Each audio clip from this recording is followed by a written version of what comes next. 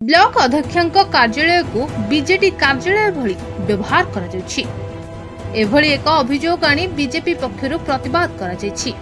नगाम पंचायत समिति कार्यालय परिसर रे थिबा ब्लॉक अध्यक्षक कार्यालय रे पूर्वतन मुख्यमंत्री फोटो लागिबा सह बीजेडी कार्यालय भली व्यवहार करा जाउथबा बीजेपी नेता राघव मल्लिक अभियोग करछन्ति।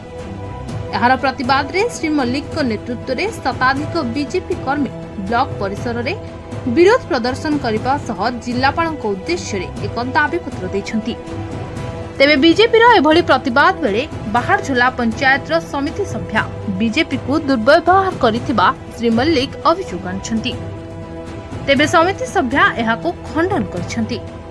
राघव मल्लिक भारतीय जनता पार्टी नेता 10 नेता आज आम आसिलु आम देखिलु एठी सरकार निष्पत्ति करछन्ति जे सरपंच समिति सभा चेयरमैन जो माने अछन्ति महिला से माने केवल आसपार संगे स्वामी भी आस कार्यक्रम करेंगे ना।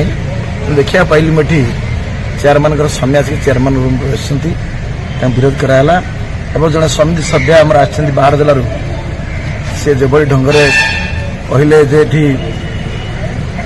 जे बीजेपी वाला माड़ हम आ घोर निंदा करुच्ची।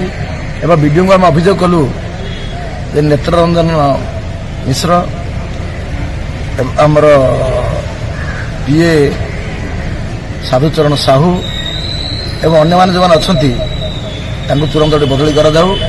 नंबर 2 है एठी विजु जनता दलर कार्यालय भली चेयरमैन रूम लगी नवीन बाबू फोटो विजु बाबू फोटो ये तो सरकार चेंज है सरकारी ऑफिस मोदी जी फोटो मोहन बाजी फोटो रहा कथा एठी विजु जनता दल कार्यालय भल लगे। तेणु यार प्रतिवाद रे आज आम लिखित माध्यम वीडियो कलेक्टर दौर थ्रो वीडियो देलु और आपण मान माध्यम जन दौर 10 पलावासी जे आमर ये हूँ मोहन माझी सरकार गरीब खटिया मजूरा सरकार मो सरकार गरीब पे समर्पित।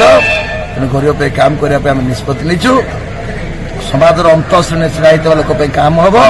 तेणु आगामी दिन में यह काम न हुए घोटाला विरोध में घोर आंदोलन कर जो मैंने सब घोटाला अच्छा भितर पूरा भिजिलांस दिखाई भिजिलांस बुक हे अधिकारी बाहर जिला पंचायत समिति सभ्य बीजेपी दल को एक्चुअली मोर सेमती उद्देश्य ना दल को मुझे बदनाम करी कि सरकार को बदनाम करी सेमती किसी मोर ना। एक्चुअली मोर राघव भाई के ऊपर विगत दिन में पूर्व राघव भाई मत दल बदनाम करते मिस व्यवहार करते तो से असंतुष्ट थी। तो मुझे जिते भी भाई सागर देखा हम सामना सामनी मुहांमुही मुकाबला करी। तो आज से रागरे मु राघव भाई को सेमती कही जेहेतु से दलीय कर्मी से कही तुम माड़ खाइब। नुआ गाँव निरंजन साहू को रिपोर्ट मीडिया वॉइस।